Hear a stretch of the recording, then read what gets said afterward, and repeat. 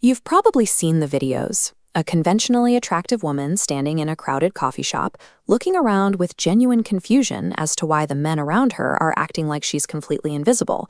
The immediate assumption is often that these men are simply intimidated by her beauty, her career success, or the high-value energy she brings to the room. But the reality is less about intimidation and more about calculation. Men absolutely notice these women, but the moment they do, they start running the mental math and choose to walk right past.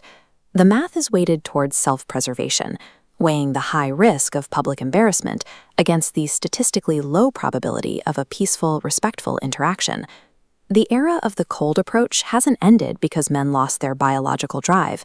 It ended because they concluded that preserving their personal peace is a far better deal than navigating the modern dating market.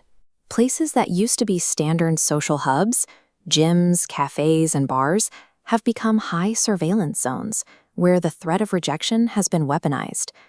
Many well-meaning men now carry a deep anxiety about making a woman feel uncomfortable or unsafe. The fear of being labeled a creep is so severe that it prevents them from initiating even the most basic, polite conversations. This tracks the mechanics of viral shaming. A single private message is recorded and blasted out to thousands of people. As these nodes multiply, the simple act of saying hello becomes a massive reputational hazard. When the environment is designed to punish good actors, they eventually stop playing. Rather than risk becoming content for someone else's ego boost, they are opting out. This physical retreat is compounded by a cultural one. For years, the dominant messaging from many modern women has been a vocal proclamation that they do not need a man for anything. With increased financial independence, it became common to hear public challenges, questioning what a modern man is even useful for now that women can provide for themselves. Men listened. Instead of fighting to prove their worth, they took the rhetoric at face value, letting go of the tension and stepping away.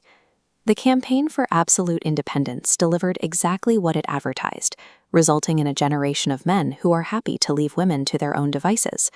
When men do engage, they often encounter immense friction. The upfront demands for financial provisioning are steeper than ever. Online platforms are flooded with expectations that suitors should gladly pay mortgages, clear car notes, and fund luxury vacations just for the privilege of a first date. This scale tips heavily under the weight of massive economic expectations, while the side representing mutual cooperation remains empty. The alternative is quiet stability, where a man's time and resources remain his own, undisturbed. Faced with a choice between an exhausting, financially combative arrangement and the absolute sanctuary of solitude, staying home is the only logical decision. We are starting to see the long-term consequences of this social withdrawal. Because men have opted out, women are now describing the exact same approach anxiety and fear of rejection that men carried for decades. They are the ones feeling invisible in the public square. Men are rerouting that energy elsewhere. They are investing into their hobbies, their deep friendships, and their personal ambitions. Others are looking outside the West entirely. They are seeking traditional feminine dynamics in places like Lesotho, where the social landscape hasn't yet been redefined by these modern tensions. Modern men are setting conscious, empowered boundaries by choosing to stay solo or look elsewhere for connection.